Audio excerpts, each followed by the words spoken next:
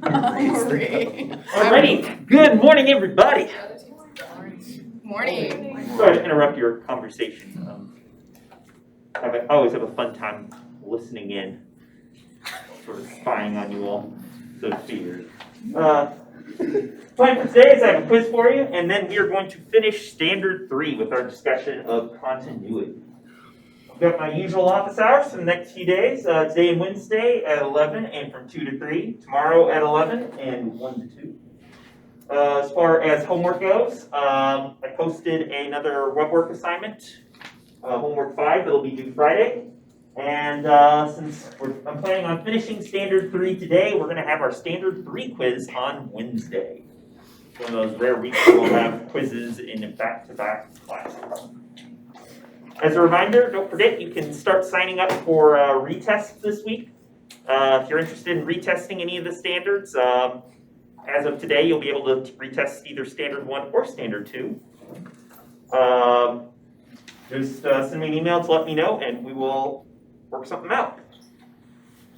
And WebWorks do at various times. Questions or comments before we get started for today? All right, I'm going to admit I forget. Did you all want the joke of the day before or after the quiz? Before. That's right. You all were before. My other class was after. Okay. How much do pirates pay for corn? They pay a buccaneer. I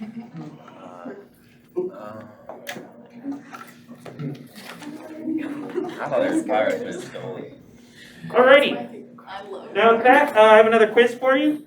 This one's just one side, just 2 problems. Let me know if you have any questions. Otherwise, have fun. Let's over here this time.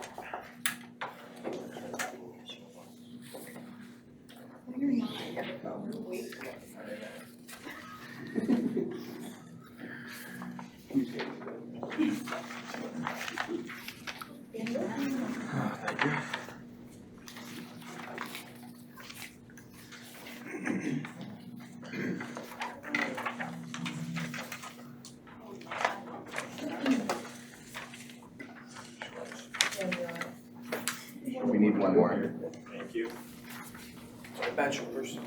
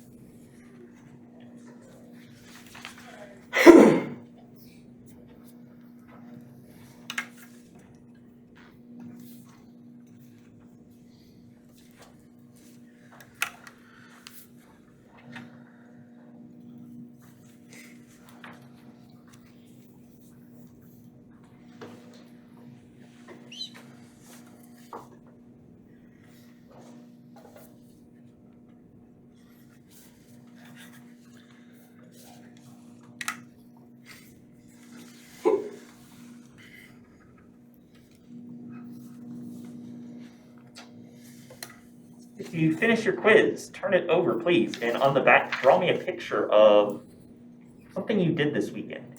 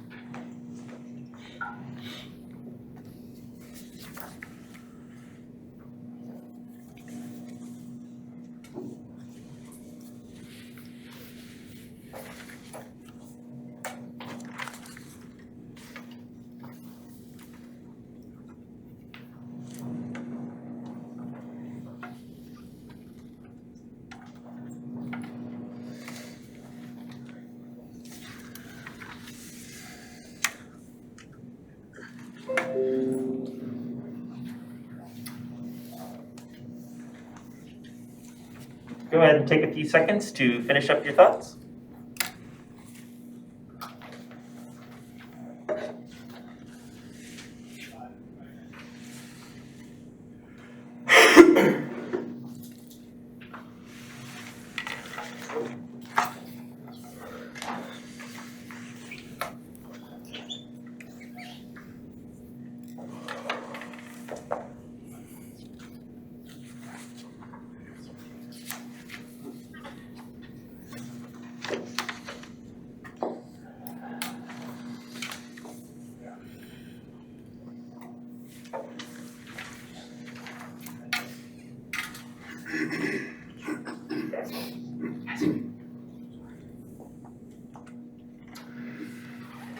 Okay, and pass your quizzes forward, please. Pass your quizzes forward, please.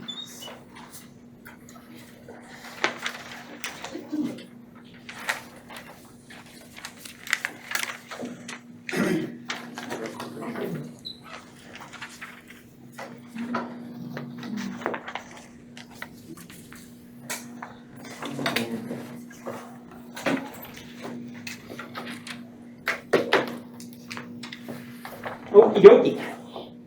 So just to give you a heads up on where we're going. Plan is today to finish off standard 3 with our discussion of continuity. Wednesday and Friday we will be getting into standard 4 where we will be talking about how do you actually compute instantaneous velocity or instantaneous rate of change of a function using the idea of limits and continuity, the sort of things we've been going through in standards 2 and 3. So to start off, you might recall that we said last class that a function f of x is continuous at a specific point x equals a if 3 things happen. First of all, we needed that f of a existed, meaning a is in the domain of our function. Plug in a and get an output that makes sense. Second, we need that the limit as x approaches a of our function exists. And third, those two values had to be equal to each other. That the limit as x approached a of our function gave us the same output as f of a itself. And just to give a sense of what that looks like graphically, if our function's continuous at a, it means something like this is happening where, let's say this is, 5, where f of a is equal to 5. The limit as x approaches a of our function is also going to be 5, owing to the fact that as x approaches a from either the left or the right side, our y values are getting really close to 5, and then of course, that makes these two values equal to each other. So we also last time started to look a little bit at piecewise functions, functions that are defined differently on different sections, different parts of their domain. And so I want to start today off by looking at another example of a piecewise function. So if you're following along in your packet, I'm going to be on, the bottom of the 3rd page. Where I'm going to look at the function k of t is going to be equal to t squared minus 4t plus 3 divided by t minus 1 if t is not equal to plus or minus 1. It's going to be equal to negative 2 if t is at 1. And it's going to be equal to 3 if t is equal to negative 1. Oh, I just don't have one of the standard 3 packets. Are there extras? Oh, sorry, I didn't bring any today. If you email me after class, I can send you a copy. Okay. My apologies.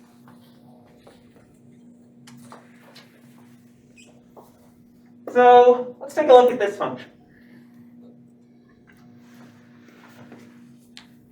right off the bat, does anybody see any values of t, any potential inputs at which this function might not be continuous? Right? 1. It- It would be divided by 0. Yeah, well, we certainly can't plug 1 into this piece. So there's a potential issue where if the limit of this function as t approaches 1 doesn't go to -2, then the function would not be continuous there. Are there any other potential points at which our function is going to fail to be continuous potentially? -1. Yeah, at -1. In general, if you're checking a piecewise function like this for continuity, you always want to check points where your function goes from being defined with one piece to being defined using another piece. So here, since you have 1 and -1, the function is going to be defined differently than it is everywhere else. Those are going to be prime places to check to see if this function is continuous at those points. So let's take a look-see. See if we can determine at 1 and -1 if this function is going to be continuous or not. I'm going to start with -1 first. So how can we check to see if this function is continuous or not at t equals -1? Yeah? You want to factor the numerator.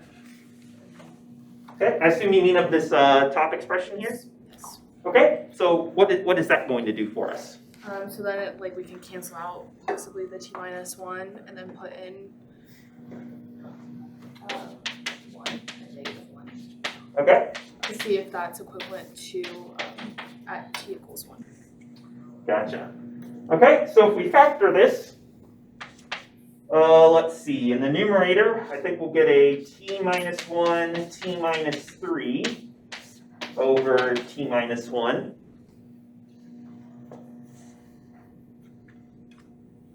Let's see, if we multiply this out, we'll get t squared minus t minus 3t, which will give us a minus 4t, and then -1 times -3 should give us a positive 3.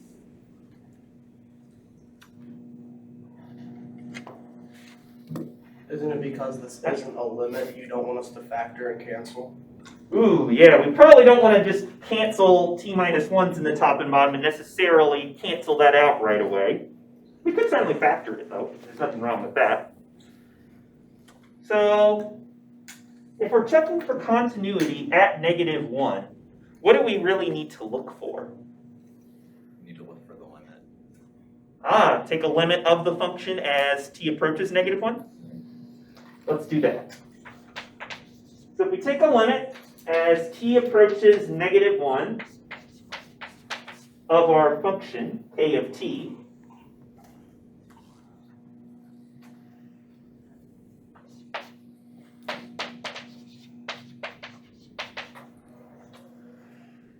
what expression are we going to be plugging in if we're trying to look at what is the value of the function at numbers that are close to but not equal to -1?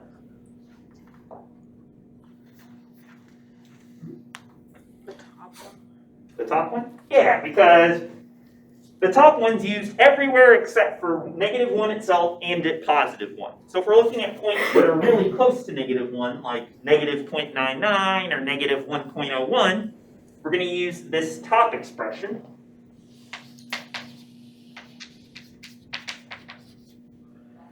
So we'll get this expression.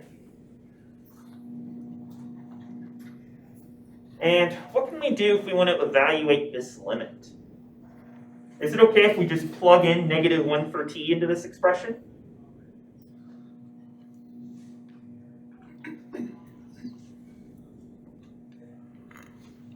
No, because it's not within the domain for it. It isn't? Why not?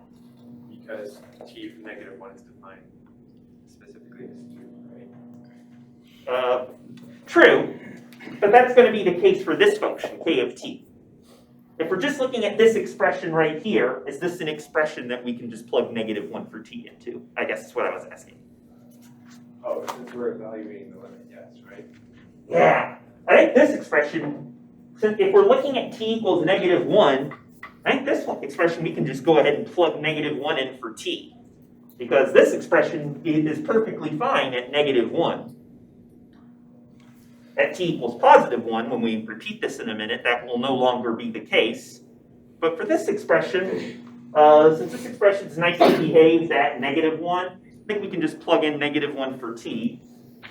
And we'll get -1 squared minus 4 times -1 plus 3 over -1 minus 1, which is going to come out to, let's see, 1 plus 4 plus 3 over -2. 7 plus 1 is 8 over -2 is going to be -4 by the looks of it to me.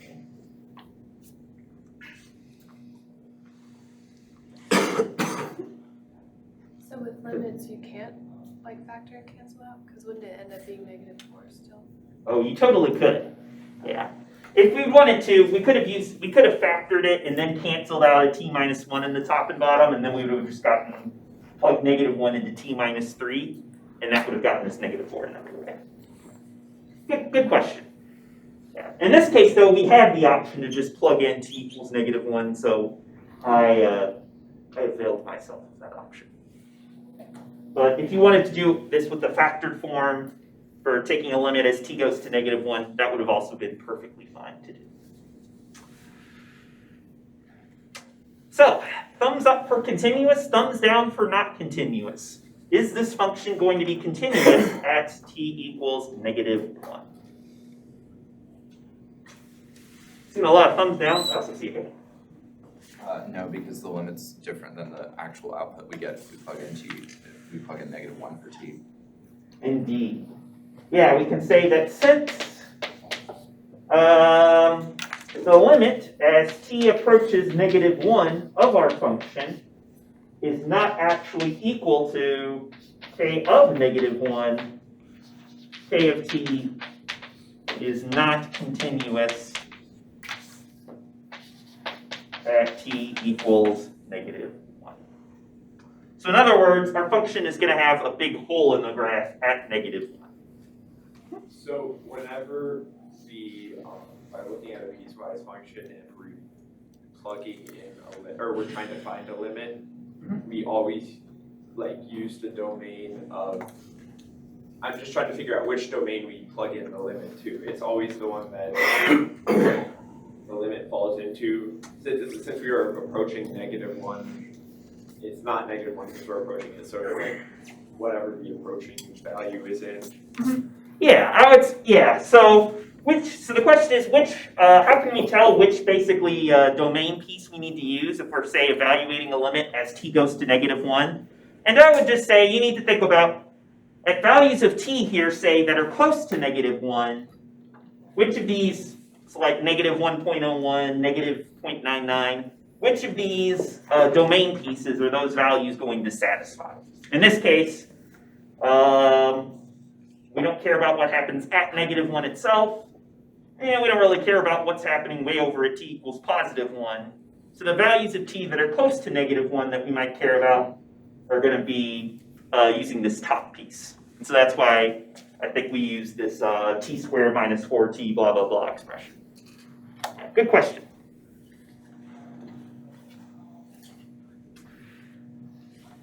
So now, the other value of t that you all wanted to look at was at t equals +1. So let's see what happens if we repeat this process at t equals +1.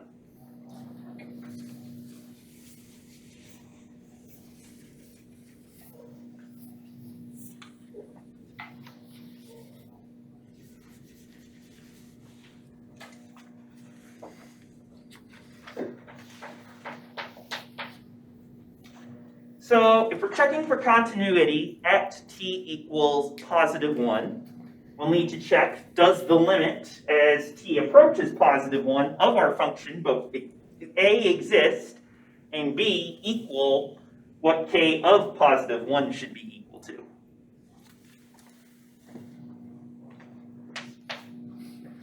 So if we're plugging in values of t that are close to, but not equal to, positive 1, which of our 3 domain segments are we going to be plugging values into?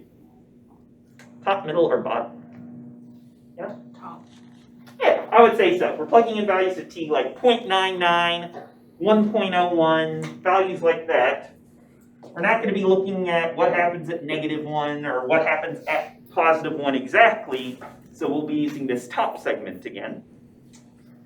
So we'll get a limit as t approaches positive 1 of t squared minus 4t plus 3 divided by t minus 1.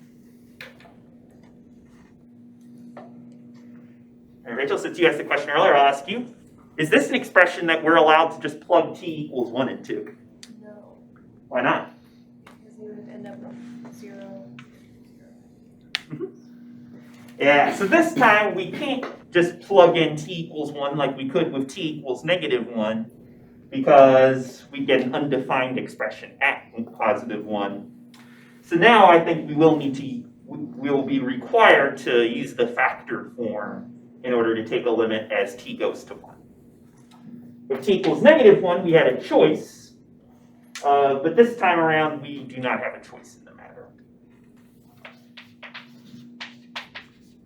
So if we take a limit as t goes to 1 of the factor form, we'll get t minus 1 times t minus 3 divided by t minus 1. Now I think we can give this the old swoosh swoosh and use the fact that if t is close to but not equal to positive 1, we know that t minus 1 won't be 0. It'll be close to 0, but it won't be exactly 0. So we can cancel it from the top and bottom. And then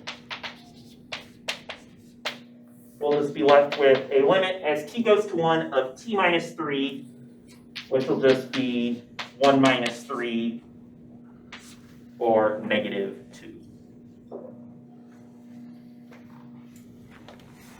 So this time we did need to use the factored form only because the original expression was undefined at t equals positive 1.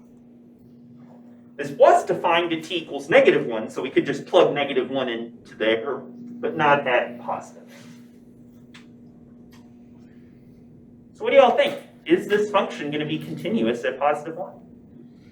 Since k of 1 exists and the limit as k approaches 1 exists, and they're both the same, they're both -2, it's continuous. So you think it's continuous since this limit turns out to give us the same thing as k of positive 1? Everybody all right with that? I would agree, yeah. So it turns out, unlike at positive 1, unlike at -1, this function is actually going to be continuous at positive 1. So we could say that since k of positive 1 is equal to the limit as t approaches positive 1 of our function, since both came out to -2, k of t is going to be continuous at t equals positive 1. So it ended up being continuous at one of these 2 points, -1 and positive 1, but not the other. In fact, if we wanted to sketch a graph of what does this function look like, we can actually do that, because at every point except for t equals positive 1 and t equals -1, this function is going to behave just like the graph of y equals t minus 3, because this expression right here can be simplified to t minus 3 as long as t is not equal to positive 1. So at any point except for -1 and positive 1, our piecewise function is going to behave just like y equals t minus 3. So that'll give us a graph that looks something like this.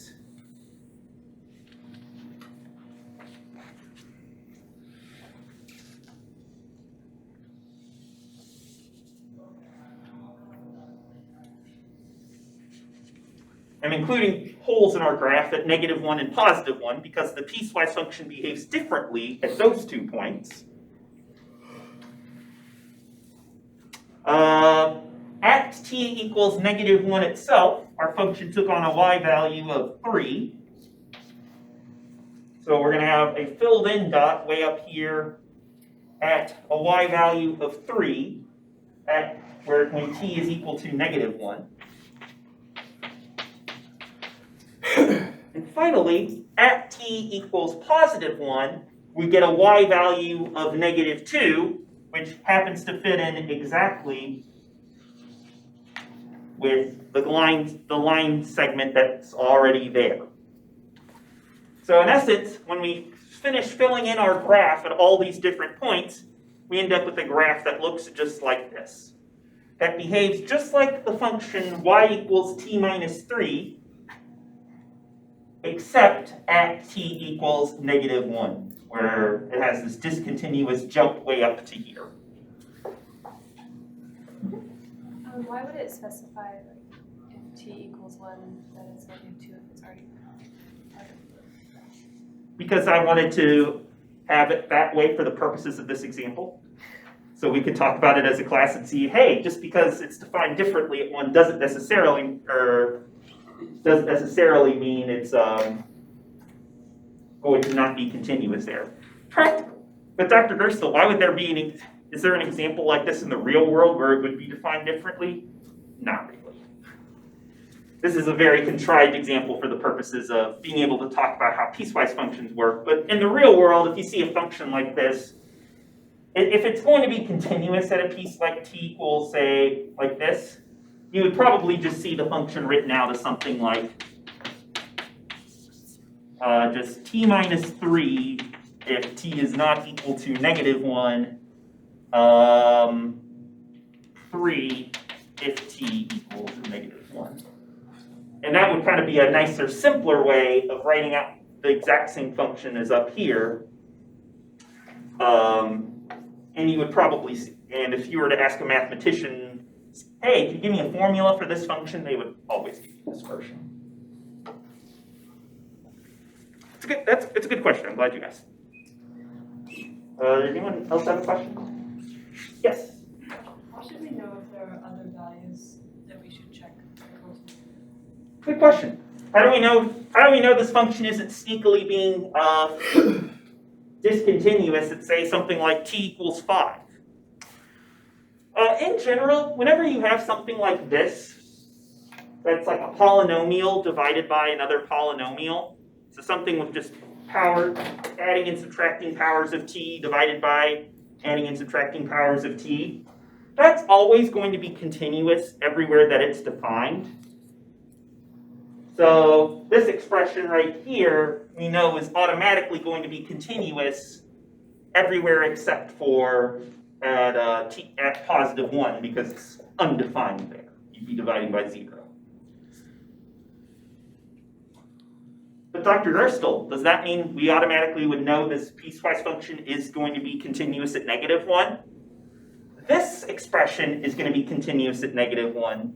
But that doesn't necessarily mean that k of t as a whole is going to be continuous at -1.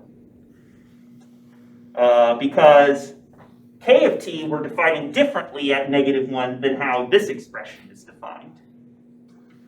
So the fact that k of t is defined differently in this piecewise function at -1 means we still need to check t equals -1 for continuity, even though this expression alone by itself is nicely behaved at -1. So the moral of the story is, with a piecewise function like this, you only really need to check for continuity at points where the domain switches from being behaving one way to behaving another way, where these different pieces meet up, in other words. It is going to be continuous everywhere else. Unless I give you some sort of horribly nasty function, which I'm not going to. Other questions or comments? Okay, I've been talking a lot at you so far in this class, so it's time for you all to do an activity. So So if you turn to the next page in the packet, I have a challenge problem for you.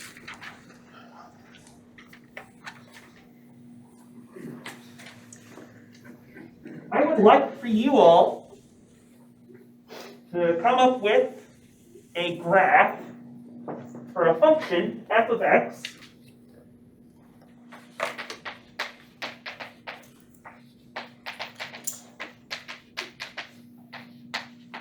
that has all of these properties to it. First of all, I want your graph to have that f of x is not equal to 0 for any x in the interval -3 less than or equal to x less than or equal to 3. So if x is between -3 and 3, I want your function to never be equal to 0 for any of those x values. I want your graph to satisfy that f of -3 is going to be a negative number. F of +3, I want to be a positive number. And finally, I want that f of x has to be continuous at all values of x in the interval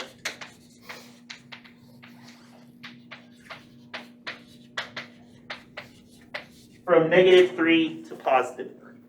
So here that means x has to go, values of x between -3 and +3, including the endpoints.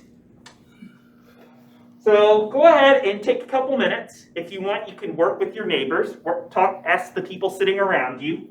See if you can come up with a graph of a function, f of x, that's going to satisfy all 4 of these properties.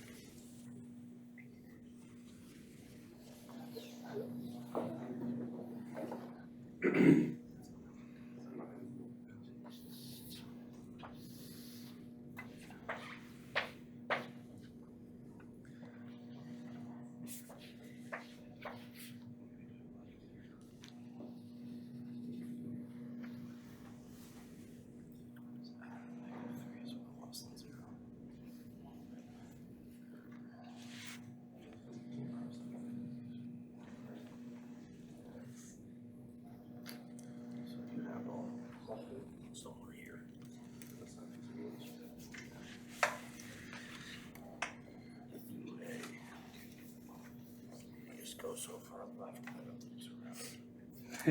The test. Wait, no, your function is what?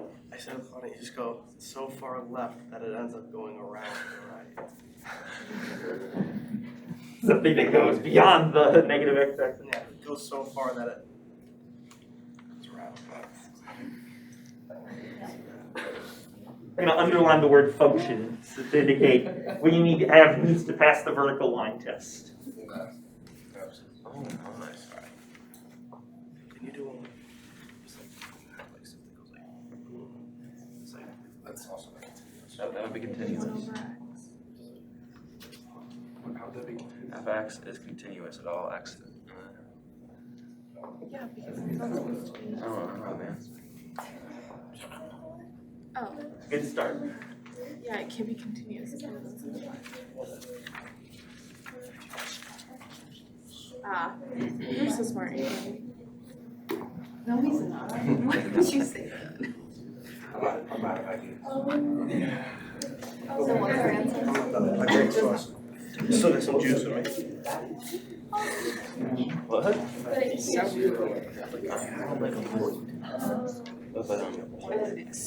Alright.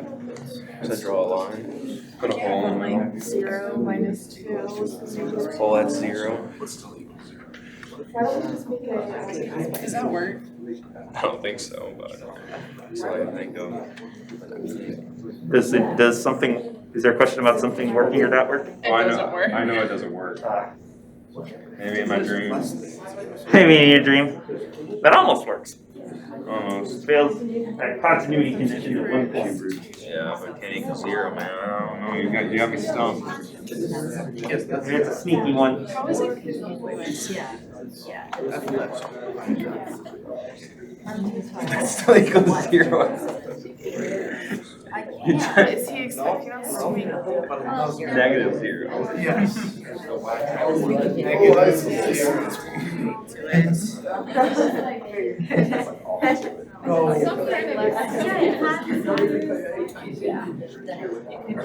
That's where it's like, can I borrow this? It's like it's. Oh, okay. I forgot you were doing that. Would I ever do such a thing? If I trick you, I'll get I probably have. F of x can equal 0. Oh yeah, that one. Yeah, that was good. Good fun. There's always a possibility this is a trick question. Yes. Alrighty. As I kind of walk around the room, I've seen some interesting ideas floating around. Does anybody have is anybody able to come up with a function that they think satisfies all 4 of these criteria?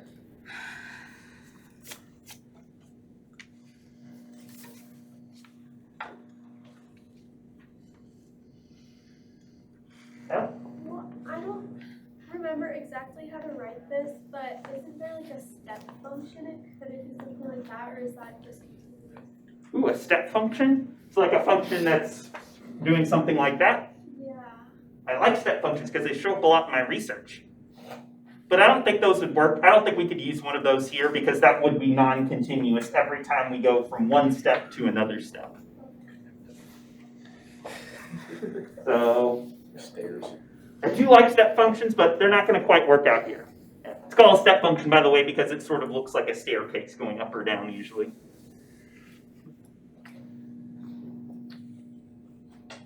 Nobody was able to come up with a function. This is just a shot in the dark, but what if you had an asymptote on the vertical and you had like a u this way and a u this way? So something like y equals 1 over x? I know versus. Yeah, but it's What? You want to shut up, guy? So something like that, are you proposing? Yes. What do y'all think? Does this one get the job done? The limits would be different, though. Because the limits don't appreciate the number. Ah, gadzooks. Yeah. I think this almost works. The only thing that this fails is the fact that it's not continuous at 0. But it does have everything else that is continuous at every other point that almost gets the job done.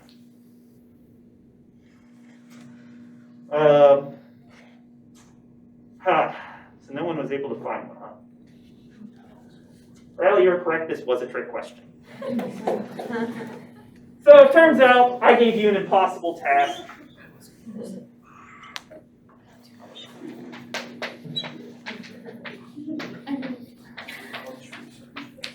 There is no way to have a continuous function that goes from being negative to being positive without having to be 0 at some point in the middle first. And if you can go from being negative to positive without being 0 first, the only way that can occur is if your function is not continuous somewhere. And so I wanted you all to kind of play around with this just to see why this result might be true. If you flip the page, this is actually going to be our first big named theorem of the semester called the intermediate value theorem. Ooh.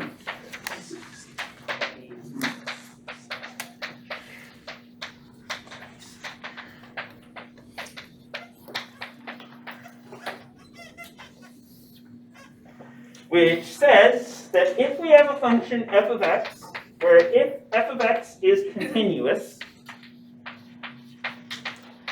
on the interval from a to b, so you have an x value of a and an x value of b.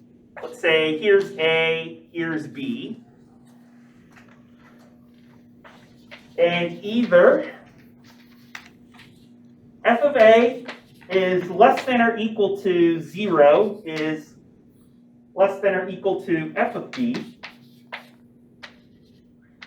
or f of b is less than or equal to 0 is less than or equal to f of a.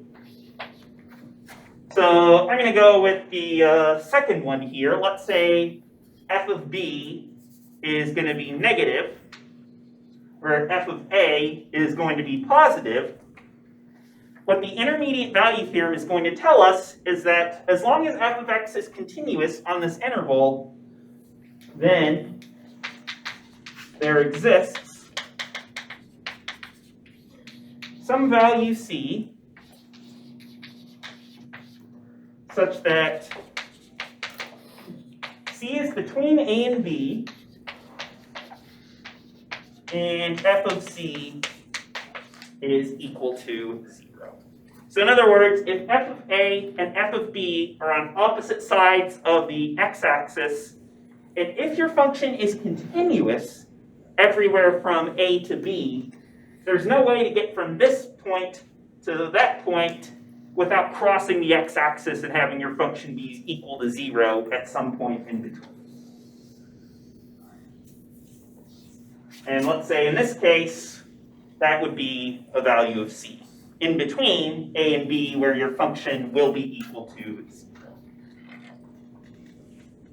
In this example, there's actually 3 points, 1, 2, 3, where the function takes on a y value of 0, which is totally fine, but the intermediate value theorem just says that there has to be at least 1 point c in between a and b where this occurs. Let's see. Question? I had one earlier, but good. Oh, okay. So, in other words, you can't come up with a function like the one I tried to get you to come up with.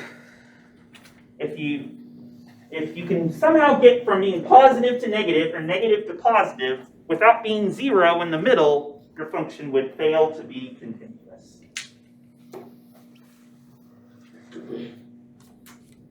Here's another way to think about it. I want everybody to look at me for a second. If you, let's see. If you notice, I'm standing toward sort of behind this table right now. I want everyone to close their eyes for just until I tell you to open them. You need to close your eyes.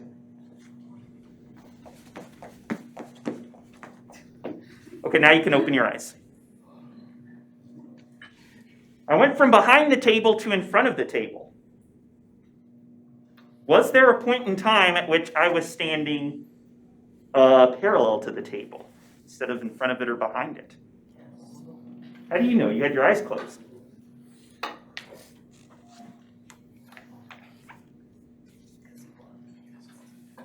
How do you know? You had your eyes closed.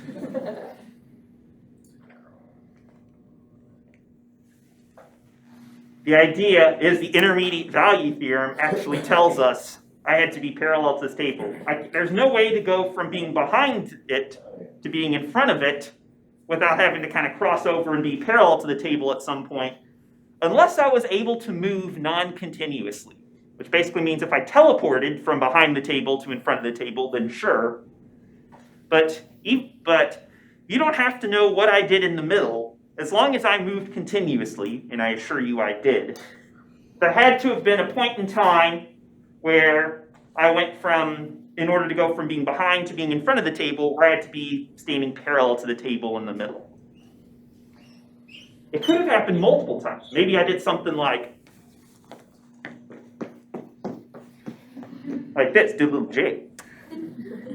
But the intermediate value theorem is ultimately going to tell us there's no way from being on one side of something to being on the other side of that thing without having to be at the same level as that thing in the middle at some point, as long as it's moving in a continuous fashion.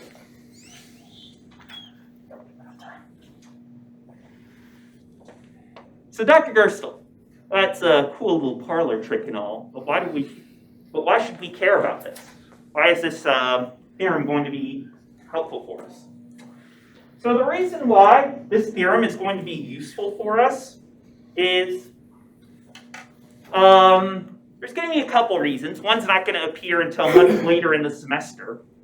But the one I want to talk about today is going to be, this theorem is going to allow us to find where does a function have to take on a root.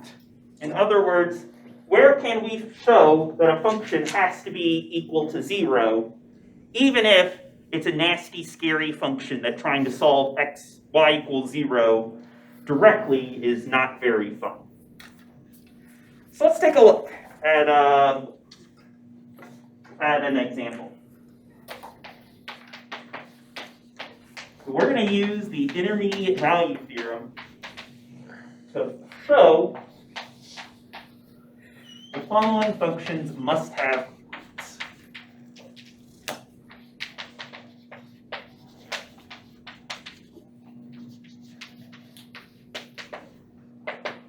Roots being points where values of x that'll make the function equal to 0. And the function I want to look at is f of x equals cosine squared x minus 2 sine of x over 4 in the interval from x equals 0 to x equals pi. Oh, gadzooks, Dr. Gerstle, you're giving us a trig function. Whatever shall we do? Kind of related to that, should we be familiar with the unit circle? I was just gonna say. So, the age-old question of calculus: how familiar do I need to be with the unit circles and knowing things like what is sine of pi over 4 and cosine of pi over 6 and stuff like that? The answer is you do not have to memorize all of these values. But if I give you a copy of the unit circle like this, you should know how to read off things like cosine of pi over 6 or sine of pi over 2 from the unit circle like this. We're going to do a more thorough review of trig functions later on in the semester once we get to like standard 6, 7, 8, I think. 8 or 9. But for now, when it comes to evaluating sine and cosine of an angle, a couple things I want you to know. First of all, everything is in radians in this class. No degrees. If you want degrees, take non-Euclidean geometry. Or we talk about why you can't use degrees or radians.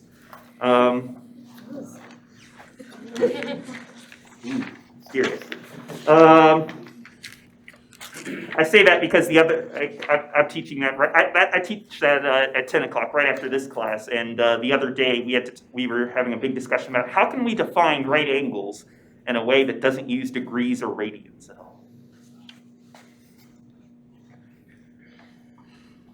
all. Trig functions. So everything's going to be in radians. If you want to read off something like cosine of pi over 6, you go to pi over 6 on the unit circle, and the x-coordinate of that point is going to give you cosine of pi over 6. So cosine of pi over 6 would be square root of 3 over 2. Sine of pi over 6 will be the y-coordinate of that point, which will be a half. Anytime in this class we have trig functions come up, like if, say, I ask you something on a quiz that involves trig functions, I will give you a copy of this unit circle. There's one on the back page of the packet. In fact, if you want to go up, you can even rip it off if you like. So you don't have to memorize things like cosine of pi over 6, sine of pi over 3, etc.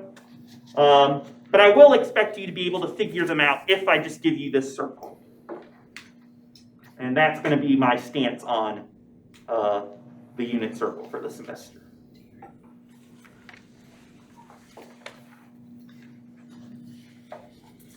Anyways, why do I bring this up? F of x equals cosine squared of x minus 2 sine of x over 4. That's a scary function. If I were to tell you, find values of x that make this expression equal to 0, first of all, if you all were to ask me, Dr. Gerstle, I want you to tell me exactly where this expression is going to be 0, I would probably play around with it a little bit, struggle, give up, go get on a computer, graph the function, and then say, oh, like at these points. But we may not be able to tell exactly where this function is going to be equal to 0, but we can show, I claim, without having to look at a graph of this function at all, I claim we can show that some value of x between 0 and pi is going to make this expression equal to 0. And the way we're going to use that, we're going to show that, is by using the intermediate value theorem. So first of all, if we want to use the intermediate value theorem, which says if at one point we get a positive number and at another point we get a negative number, then our function has to be 0 somewhere in the middle, as long as it's continuous. We first need to know, what is f of 0 going to be? That'll give us cosine squared of 0 minus 2 sine of 0 over 4, which is just going to be minus 2 sine of 0. Can anybody tell me, what is cosine of 0 going to be using their unit circle? Anna? 1. It's going to be 1. And when we square that, we still get 1. How about sine of 0? 0. Yeah, because if you look on the unit circle at 0 radians, we have the point 1 comma 0. So cosine of 0 is 1, the x-coordinate of that point, and sine of 0 is 0, the y-coordinate of that point. So we get 1 minus 2 times 0, which is 1. On the other hand, if we were to take, say, f of pi, that'll give us cosine squared of pi minus 2 times sine of pi over 4. So first of all, what is cosine of pi going to be? Is this it? Oh, Rachel's like, sorry, I didn't tell who said it. -1. It's going to be -1. How about sine of pi over 4? 0, I think. Don't think so. Pi over 4 is 45-degree angle. Square root of 2 over 2. Yeah, it's going to be square root of 2 over 2. Which is going to give us what? -1 squared is 1. 2 square root of 2 over 2. The 2's are going to cancel out, which will give us 1 minus just square root of 2. I don't know what that is, but I do know that's going to be negative.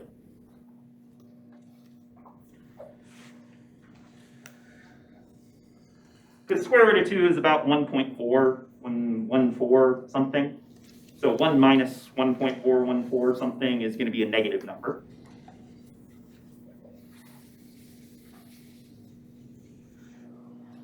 What do you notice about f of 0 vis-a-vis f of pi?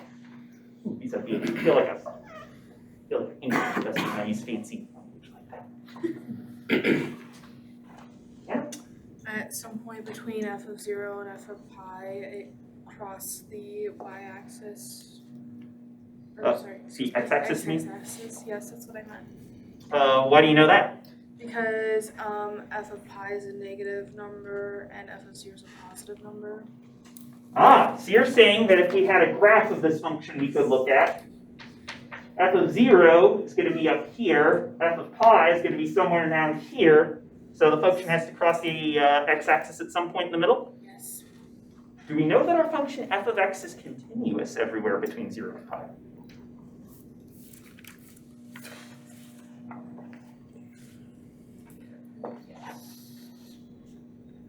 You checked every single point for continuity?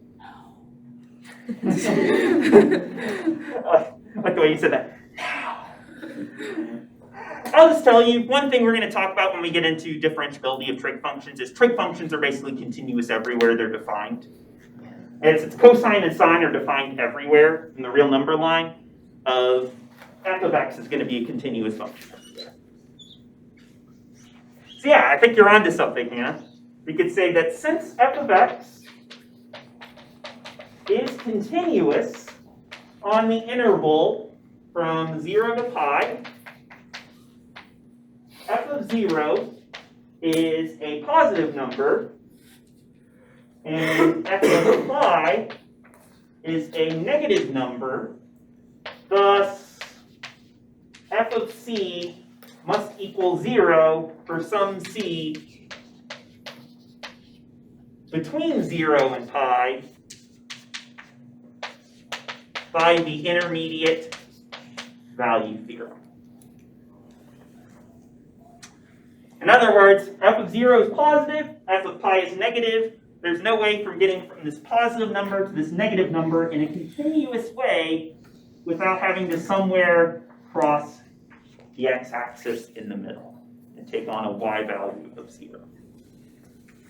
It's going to be a scary, ugly-looking function.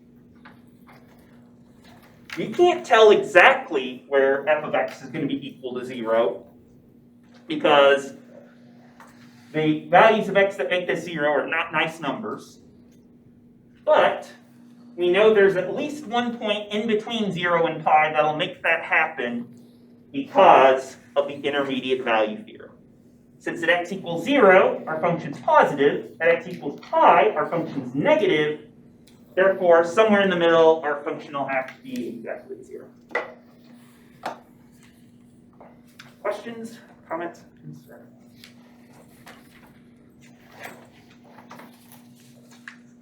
Dr. Gerstel, we only have time for one intermediate value theorem example. Am I going to have to know this for the quiz on Wednesday? Yes, sir. I was actually going to say no, but you know what? Yes, sir, you do. Okay, thank you for giving me more options while writing my quiz. After the quiz on Wednesday, we'll do another example or two of looking at the intermediate value theorem in practice. So for the quiz Wednesday, you should know up to the point where we talked about what the intermediate value theorem says.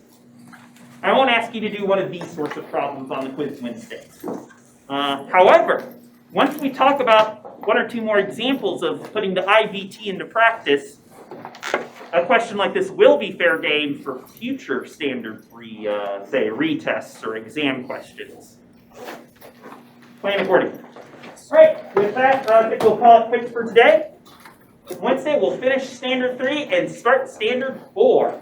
Finally talk about our instantaneous velocity / rate of change.